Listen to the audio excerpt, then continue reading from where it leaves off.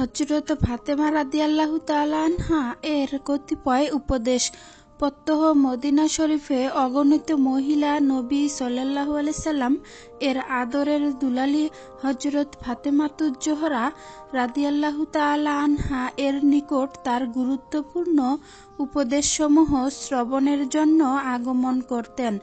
আল্লাহর নৈকট্য হাসিলের জন্য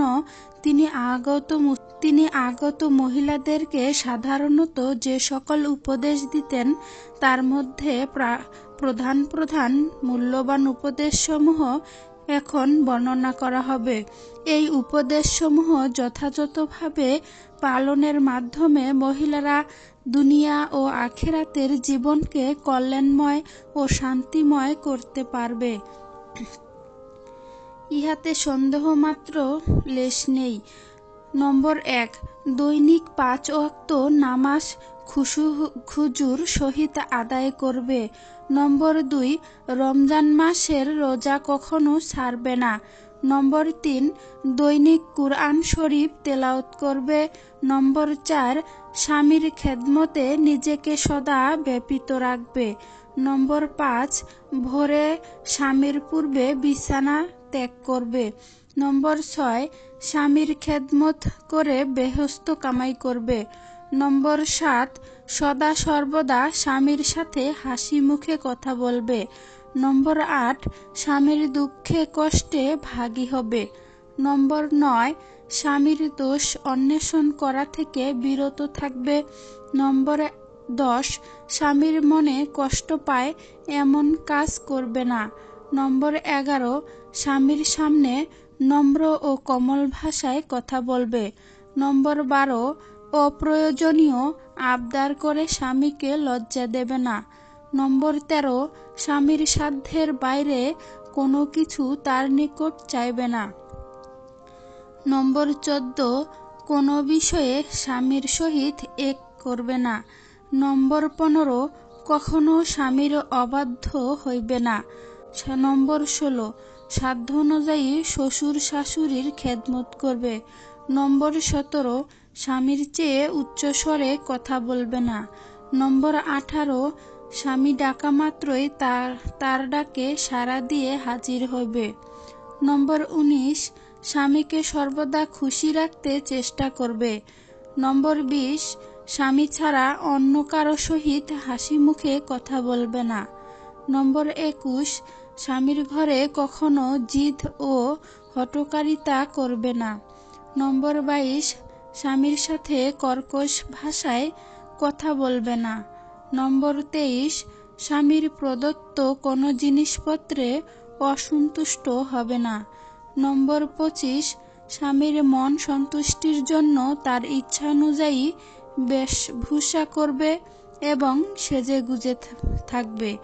নম্বর ২৫, স্বামীর সকল নিকট আত্মীয়দের সহিত উত্তম ব্যবহার করবে।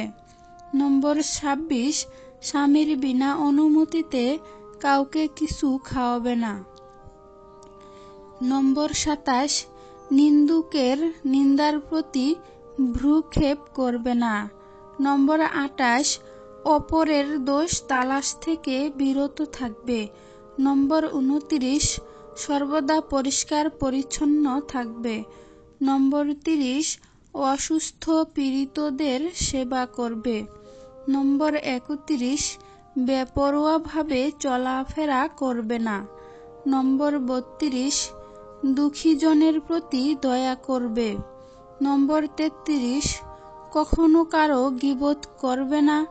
নম্বর ৩৪, কাউকে সামনে ধিক্কার দিবে না।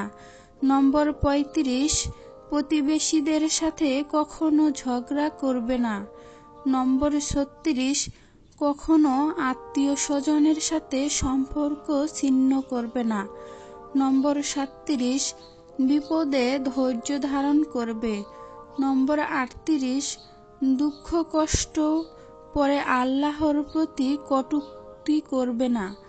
নম্বর ৩৯, আল্লাহর সাথে কোনো কিছুর শিরক করবে না।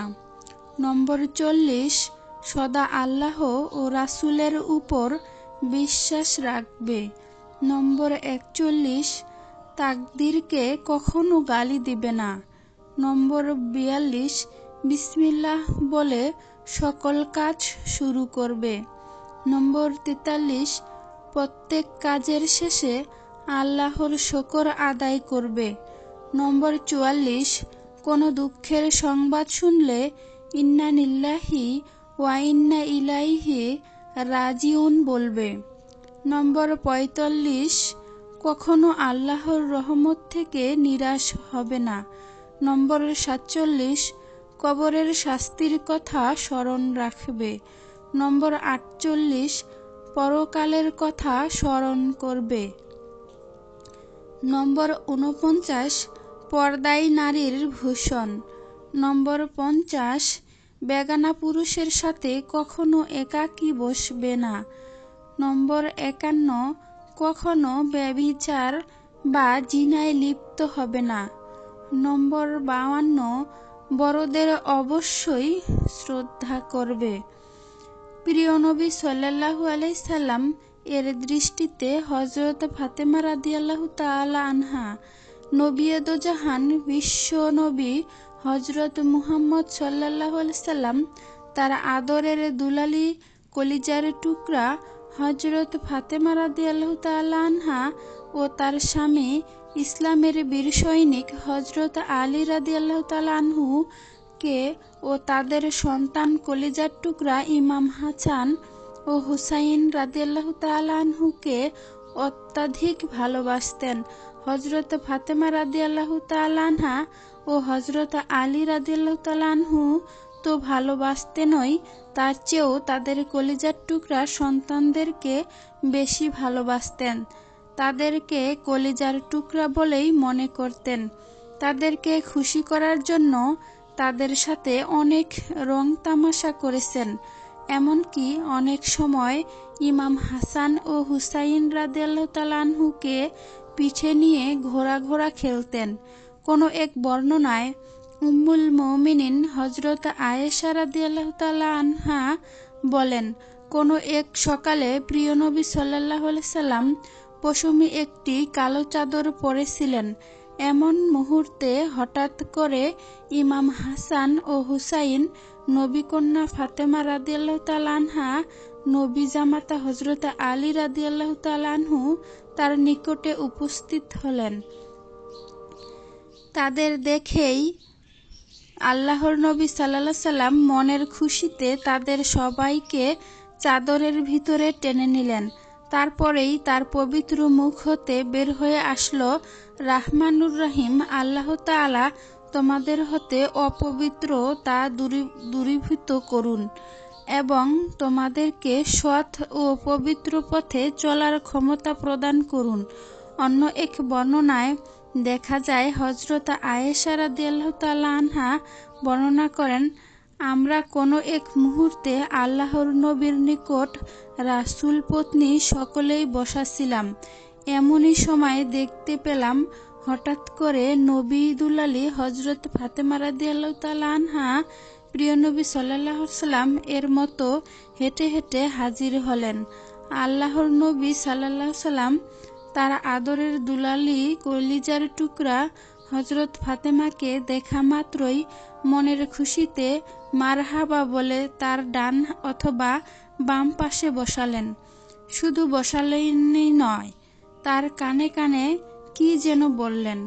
তারপরই নবীকন্যা হযরত ফাতেমা কেঁদে দিলেন। আল্লাহর নবী হযরত ফাতেমা এর কান্না ও অস্থিরতা দেখে পুনরায় তাকে ডেকে কানে কানে কি যেন বললেন।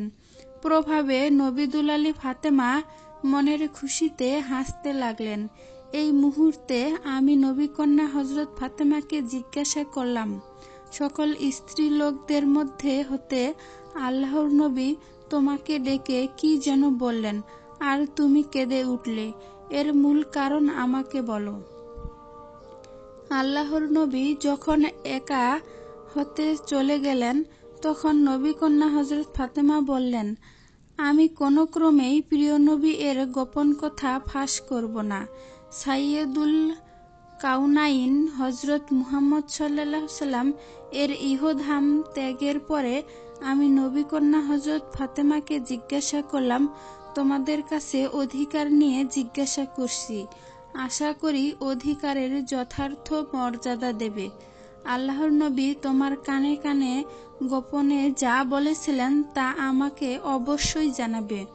উম্মুল মুমিনিন হযরত আয়েশা এর জবাবে বললেন, হ্যাঁ, এখন বলা যেতে পারে। নবী কন্যা ফাতেমা বলেন, প্রিয় নবী প্রথমবারে আমার কানে কানে বলেছিলেন, হযরত জিবরাইল ফেরেশতা প্রতি বছর নাজিলকৃত মহাগ্রন্থ আল কোরআনের অংশটুকু একবার পাঠ করেন, কিন্তু এবারে 2 বার পাঠ করেছেন।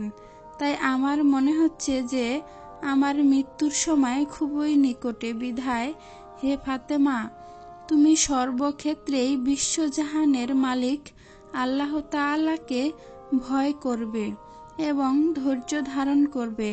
মনে রাখবে, তোমার জন্য আমি হলাম উত্তম আদর্শ, বিধায় জীবনের প্রতিটি ক্ষেত্রেই আমাকেই তুমি আদর্শ হিসেবে গ্রহণ করবে। প্রথমবারের অস্থিরতা এবং ক্রন্দন দেখে প্রিয় নবী সাল্লাল্লাহু আলাইহি সাল্লাম আমাকে পূর্বের ন্যায় কানে কানে বললেন, হে ফাতেমা, তুমি একমাত্র আহলে বাইতের মধ্য হতে সর্বপ্রথম আমার সাথে মিলিত হবে এবং বেহেশতি রমণীদের মধ্যে তুমিই সর্দার হবে। নবী জামাতা হযরত আলী রাদিয়াল্লাহু তাআলা আনহু এর দৃষ্টিতে প্রিয়তমা স্ত্রী হযরত ফাতেমা রাদিয়াল্লাহু তাআলা আনহা। ইসলামের বীর সৈনিক নবী জামাতা হযরত আলী নবীদালালী হযরত ফাতেমাকে জীবনের চেয়েও বেশি ভালোবাসতেন। কোনো এক সময় নবী কন্যা জিজ্ঞাসা করা হয়েছিল, আপনার সঙ্গে ফাতেমা কিরূপ ব্যবহার করেছেন? জবাবে শেরে খোদা হযরত আলী কান্না ভেজা কণ্ঠে বললেন, নবী নন্দিনী হযরত ফাতেমা ছিলেন চিরশান্তিময়, বেহেশতের একটি সুগন্ধি ফুল। যেমনভাবে ফুল ঝরে গেলে ও তার মন মাতানো সুবাস মনকে বিমোহিত করে, তদ্রূপ হযরত ফাতেমা দুনিয়ার মধুমাখা ব্যবহার, গুণ, গরিমা আমার ব্যথিত হৃদয়কে শীতল ও আনন্দে ভরে রেখেছে। নবী কন্যা হযরত ফাতেমা এর ইহধাম ত্যাগের পর দাফনের সময় নবী জামাতা হযরত আলী বলেছিলেন, হে নবী-এ দোজাহান, আপনার কলিজার টুকরা হযরত ফাতেমা ইহধাম ত্যাগ করে ধৈর্য শক্তিকে ক্ষীণবল করে দিয়েছে। মনে হচ্ছে যেন আদর শরীরের শক্তি বলতে কিছুই নেই। আমার বাহুবল আর শৌর্যবীর্য আস্তে আস্তে বিলোপ হয়ে যাচ্ছে। কেবলমাত্র একটি কথাকে হৃদয়ের মাঝে স্মৃতিস্বরূপ ধরে রেখে ধৈর্যের প্রহর গুনছি, আর সেই স্মৃতিটুকু হলো আপনার চলে যাবার বিরহ। সেদিন আপনাকে আমি নিজ হাতেই কবরের মধ্যে রেখেছিলাম। একথা সর্বজন সত্য কথা যে নবীদুলালী ফাতেমা ছিলেন আমাদের প্রতি মহান করুণার আধার, আল্লাহ জাল্লাল্লাহু শানহুর বিশেষ দান স্বরূপ। আবার সেই প্রভুই হযরত ফাতেমাকে উঠিয়ে নিলেন। যাই হোক, হযরত আলী হযরত ফাতেমা এর ইহধাম ত্যাগের কষ্ট পেয়েও খুশি হতেন যে তার প্রিয়তমা স্ত্রী হযরত ফাতেমাই বেহেশতের রমণীদের সর্দার হবেন। কোনো নির্ভরযোগ্য বর্ণনা হতে জানা যায়, নবী কন্যা হযরত ফাতেমা নামাজে জানাজা শেরে খোদা হযরত আলী পড়িয়েছিলেন। হযরত আলী ফাতেমার ইহধাম ত্যাগের পরই প্রায়ই মন মানসিক খারাপ করে বসে থাকতেন। এমনকি ভারাক্রান্ত হৃদয় নিয়ে হযরত ফাতেমা এর স্মৃতিকে মনে করে একটি কবিতা আবৃত্তি করেছিলেন, যে কবিতার মর্মার্থ ছিল, পার্থিব জগতের সকল প্রকার দুঃখ বেদনা আমাকে ঘিরে আমাকে দুঃখের সাগরে ফেলে দিয়েছে। সর্বোপরি কথা হলো, হযরত আলী তার প্রিয়তমা স্ত্রী হযরত ফাতেমাকে স্ত্রী হিসেবে মর্যাদা দিলেও তার সাথে আচার ব্যবহার, কথাবার্তা, বলার সময় সর্বদা এ হিসাব করে কথা বলতেন যে হযরত ফাতেমা হলেন বিশ্বনবী হযরত মুহাম্মদ সাল্লাল্লাহু আলাইহি সাল্লাম এর আদরের কন্যা, কলিজার টুকরা ও বেহেশতি রমণীদের সর্দার, যার কারণে হযরত আলী নবিদুল আলী হযরত ফাতেমার সাথে কোনো মুহূর্তেই এমন কোনো ব্যবহার করতেন না যা তার মনে ব্যথা পেত। তবে হযরত ফাতেমা হযরত আলী এর সাথে এমন কোনো ব্যবহার করতেন না যাতে সে মনে ব্যথা পায়। হযরত আলী যেমনিভাবে ফাতেমাকে অন্তরের অন্তঃস্থল হতে ভালোবাসতেন, তেমনি নবিদুল আলী হযরত ফাতেমাও সেখানে ছিল ভালোবাসা আর শান্তি। তাকে মনে প্রাণে ভালোবাসতেন, যার কারণেই তাদের দাম্পত্য জীবন হয়েছিল মধুময়। আল্লাহর কাছে নবীকন্যা হযরত ফাতেমা সাইয়্যিদুন নিসা হযরত ফাতেমা রাদিয়াল্লাহু তাআলা আনহার মর্যাদা আল্লাহর নিকট এ পৃথিবীর সকল রমণীদের মধ্য হতে অধিক। আর অধিক মর্যাদার অধিকারী হবেন না কেন? তিনি তো পার্থিব জগতের সকল আরাম আয়েশ পরিত্যাগ করে হরহামেশা তার ইবাদতে মশগুল থাকতেন। কোনো সময়ই ইবাদত পালনের অলসতা করতেন না। সর্বদাই তার হৃদয়ে আল্লাহর রাব্বুল আলামিনের ভয় জাগ্রত থাকত। বিশ্বপ্রভু আল্লাহ তাআলা তাকে নারী জাতির উত্তম নমুনা হিসেবে দুনিয়াতে প্রিয় নবী সাল্লাল্লাহু আলাইহি সাল্লাম এর অরসে নারীকুলের শিরোমণি হযরত খাদিজা রাদিয়াল্লাহু তাআলা আনহা এর কোলে পাঠিয়েছিলেন। তিনি দুনিয়ার জীবিত থাকা অবস্থায় চিরশান্তিময় বেহেশতের সুসংবাদ পাওয়ার পরই কোনো সময়ই ইবাদত বন্দিগিতে অলসতা করতেন না। প্রখ্যাত সাহাবী হযরত আবু হুরায়রা রাদিয়াল্লাহু তাআলা আনহু বর্ণনা করেন, প্রিয় নবী সাল্লাল্লাহু আলাইহি সাল্লাম এর পরেই নবীকন্যা হযরত ফাতেমা জান্নাতে প্রবেশ করবেন। কোনো এক বর্ণনা থেকে জানা যায়, হযরত হুযায়ফা রাদিয়াল্লাহু তাআলা আনহু ইসলাম ধর্মে দীক্ষিত হওয়ার কারণে তাকে তার মা বিভিন্ন ভাষায় গালিগালাজ করত। যা হোক, কারণে তিনি বাধ্য হয়ে প্রিয় নবী সাল্লাল্লাহু আলাইহি সাল্লাম এর সাথেও দেখা সাক্ষাৎ একেবারে বন্ধ করে দেন। কিছুদিন পর তার মা তাকে বললেন, নবী মুহাম্মদের সাথে তোমার কখনো দেখা করার কথা ছিল। মায়ের সজাবে হুযায়ফা বললেন, আপনি যেদিন হতে গালিগালাজ করেছেন সেদিন থেকেই আমি তার সাথে যোগাযোগ বন্ধ করে দিয়েছি। এখন আপনি যদি অনুমতি দিন তাহলে তার সাথে দেখা করব। আপনি যদি অনুমতি দেন তাহলে তার সাথে মাগফিরাতের নামাজ, মাগরিবের নামাজ আদায় করে আপনার ও আমার জন্য বিশ্বপ্রভু আল্লাহ তাআলার দরবারে গুনাহ মাফের জন্য প্রার্থনা করব। হুযায়ফা বলেন, সত্যি আমি আমার আম্মা জানের বিশেষ অনুমতি নিয়ে প্রিয় নবী সাল্লাল্লাহু আলাইহি সাল্লাম এর দরবারে উপস্থিত হই এবং তথায় উপস্থিত হয়ে মাগরিব ও এশার নামাজ একই সাথে আদায় করি। নামাজ আদায়ান্তে তিনি রওয়ানা হলেন, আমিও তার পিছনে পিছনে রওয়ানা হলাম। আমার পায়ের শব্দ শুনে বললেন, হে হুযায়ফা। আমি আমার সকল ঘটনা খুলে বললাম। হযরত মুহাম্মদ সাল্লাল্লাহু আলাইহি সাল্লাম বললেন, আমি দোয়া করি রাব্বুল আলামিন যেন তোমার আম্মা ও তোমাকে যেন ক্ষমা করে দেন। এর কিছুক্ষণ যেতে না যেতেই প্রিয় নবী সাল্লাল্লাহু আলাইহি সাল্লাম আমাকে বললেন, তুমি কি আমার সাথে কাউকে কথা বলতে শুনেছ? তখন আমি হুযায়ফা বললাম, হ্যাঁ, আমি কাউকে কথা বলতে শুনেছি। তখন আমার দিকে দৃষ্টিপাত করে প্রিয় নবী সাল্লাল্লাহু আলাইহি সাল্লাম বললেন, তিনি হলেন আল্লাহর প্রদত্ত একজন ফেরেশতা। বিশ্বজাহানের মালিক আল্লাহ তাআলার বিশেষ অনুমতি নিয়ে আমাকে সালাম করার জন্য এবং বেহেশতের যুবকদের সর্দার ইমাম হাসান ও হুসাইন এবং আমার কলিজার টুকরা হযরত ফাতেমাকে বিশ্ব রমণীদের নেতা এই খোঁজ খবর দেওয়ার জন্যই তিনি এই প্রথম পৃথিবীতে আগমন করেছেন। এর আগে এর ফেরেশতা আর কখনো পৃথিবীতে আগমন করেননি। প্রিয় দর্শকগণ, উক্ত বর্ণনা হতে অনুধাবন করতে পারেন যে নবী দুলালী হযরত ফাতেমা রাদিয়াল্লাহু তাআলা আনহা রাহমানুর রহিম আল্লাহ তাআলার কাছে কত প্রিয় ও মর্যাদার অধিকারী ছিলেন।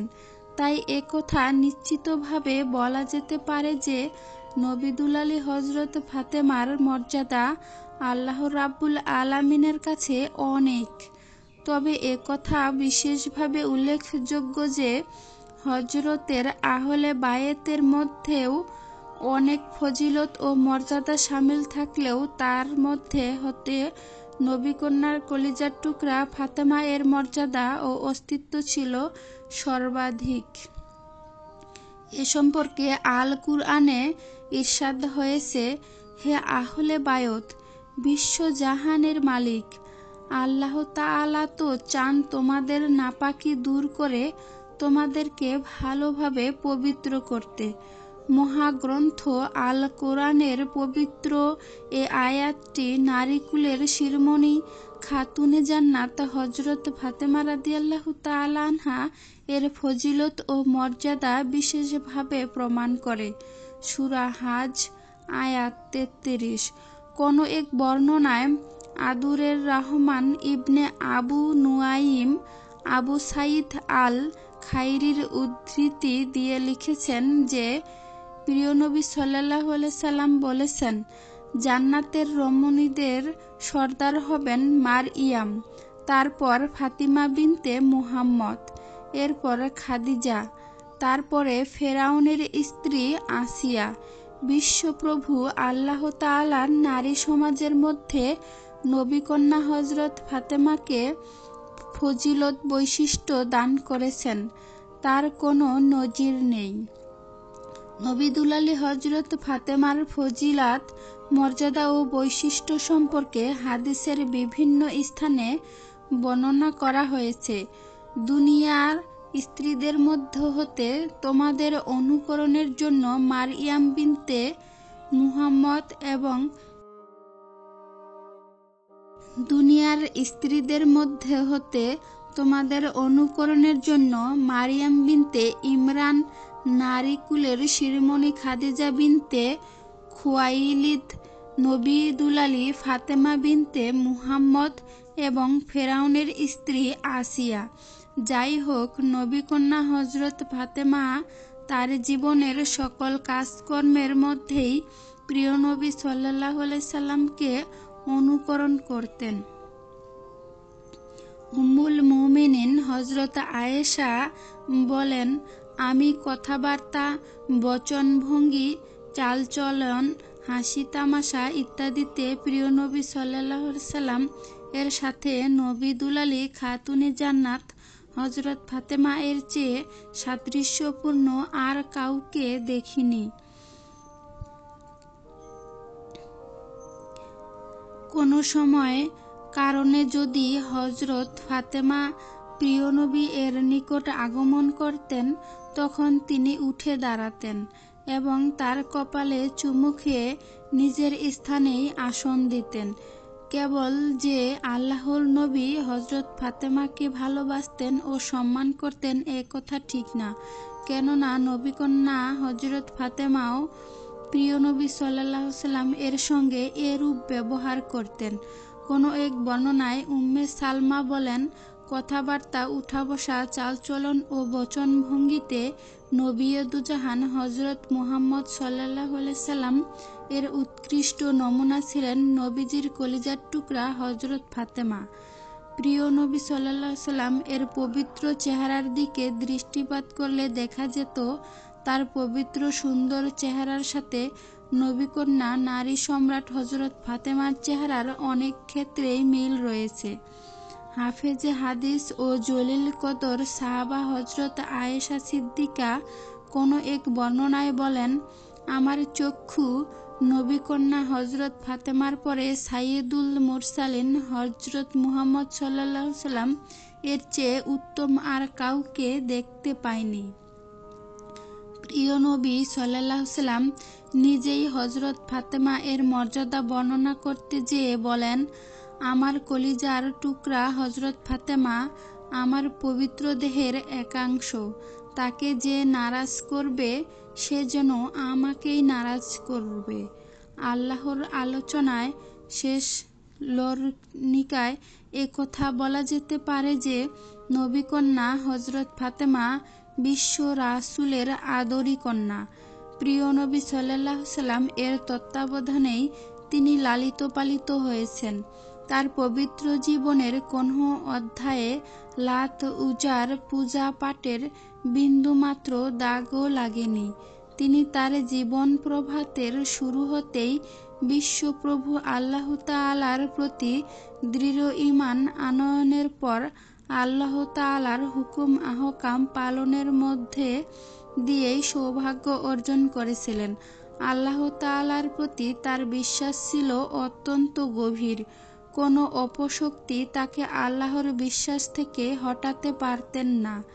কোনো একদিন পেয়ারা নবী হযরত মুহাম্মদ সাল্লাল্লাহু আলাইহি সাল্লাম কুরাইশ বংশের লোকদেরকে আহ্বান করে বলেছিলেন, তোমাদেরকে যিনি সৃষ্টি করেছেন সেই প্রতিপালকের দিকে আহ্বান করতেছি। তোমাদের প্রতি পরকালের ভয়াবহ শাস্তি হতে মুক্তি পেতে চাও, তাহলে তোমাদের নিজেদেরকে কঠোর আগুন হতে মুক্তি করো। এই মুহূর্তেই প্রিয় নবী সাল্লাল্লাহু আলাইহি সাল্লাম পবিত্র মুখের কথা শুনে নবী কন্যা হযরত ফাতেমা বলে উঠলেন, হে আমার শ্রদ্ধেয় পিতা, আপনি একথা নিশ্চিতভাবে বিশ্বাস থাকুন যে আমি আপনার আহ্বানে পরিপূর্ণ সাড়া দিচ্ছি। নবী কন্যা হযরত ফাতেমা এর এহেন কথা যেমনিভাবে বিশ্বজাহানের মালিক আল্লাহ তাআলার প্রতি তার গভীর ঈমানের পরিচয় বহন করে, তেমনিভাবে সাইয়্যিদুল মুরসালিন হযরত মুহাম্মদ সাল্লাল্লাহু আলাইহি সাল্লাম এর প্রতি তার আনুগত্যের উজ্জ্বল প্রমাণ বহন করে। নবী বংশের সংরক্ষণ।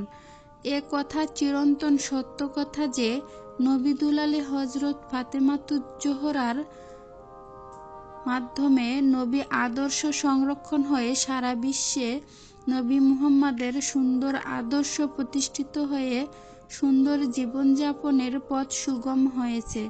তবে হযরত ফাতেমার দ্বারা কেবল নবীর আদর্শ প্রতিষ্ঠিত হয়নি, বরং নবী বংশের সংরক্ষণও তার মাধ্যমে হয়েছে। প্রিয় নবী এর চেয়ে কয়জন সন্তান জন্মগ্রহণ করেছিলেন, তার মধ্য হতে পুত্র সন্তান ইব্রাহিম, কাসিম, আবদুল্লাহ ছোট বয়সেই দুনিয়া হতে বিদায় নেন। আর কন্যা সন্তানদের মধ্যে হতে উম্মে কুলসুম, জয়নব, রুকিয়া প্রিয় নবী সাল্লাল্লাহু আলাইহি সাল্লাম এর জীবদ্দশায় দুনিয়া হতে বিদায় নেন। সন্তানদের মধ্য হতে কেবলমাত্র কলিজার টুকরা হযরত ফাতেমাই বেঁচে ছিলেন। নবী কন্যা হযরত ফাতেমার গর্ভেই প্রিয় নবী প্রিয় দিউ নাতি ইমাম হাসান ও হুসাইন এবং এক নাতনি জয়নব নবী বংশের অস্তিত্ব রাখার মতো সুগন্ধিময় তিন ফুল। বিভিন্ন বর্ণনা থেকে জানা যায় এই তিনের মাধ্যমেই নবী পরিবারের বংশের اللهم إني توكلت عليك وبك أستعين اللهم أعني ويسر أمري وارزقني يا رزاق يا كريم اللهم إني توكلت عليك وبك أستعين اللهم أعني ويسر أمري وارزقني يا رزاق يا كريم اللهم إني توكلت عليك وبك أستعين اللهم أعني ويسر أمري وارزقني يا رزاق يا كريم حيرت المعاني يا سر الأماني حيرت المعاني أوقف القلوب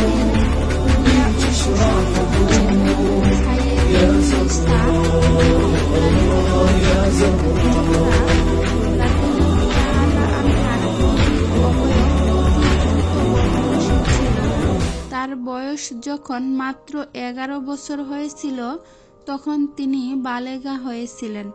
বাল্যকালে তার শরীরের গঠন খুবই হালকা ছিল, তবে তিনি উজ্জ্বল সুন্দরী ছিলেন। তবে বয়বৃদ্ধির সাথে সাথে তার দেহ স্থূল ভারী হয়েছিল। তার পবিত্র শরীর মোবারকের রং ছিল লালাভ সাদা, অর্থাৎ লাল ও হলুদের মিশ্রিত রং এর। তবে একথা নিশ্চিত সত্য যে তার পবিত্র চেহারা মোবারকের রং ছিল প্রিয় নবী সাল্লাল্লাহু আলাইহি সাল্লাম এর চেহারা মুবারকের মতো সুন্দর। বিভিন্ন বর্ণনার মধ্যে একথাও জানা যায় যে নবী দুলালী হযরত ফাতেমা এর শরীরের গঠন প্রকৃতি প্রিয় নবী সাল্লাল্লাহু আলাইহি সাল্লাম এর মতোই ছিল। তার হাত, পা, আঙ্গুল, কপাল ইত্যাদি প্রিয় নবী সাল্লাল্লাহু আলাইহি সাল্লাম এর মতোই ছিল।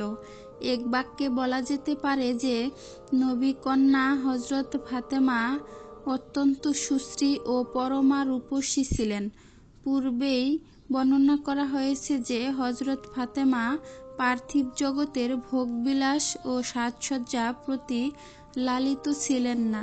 কেবলমাত্র যেটুকু প্রয়োজন না হলেই চলে না ততটুকু পোশাক পরিচ্ছদ ব্যবহার করতেন।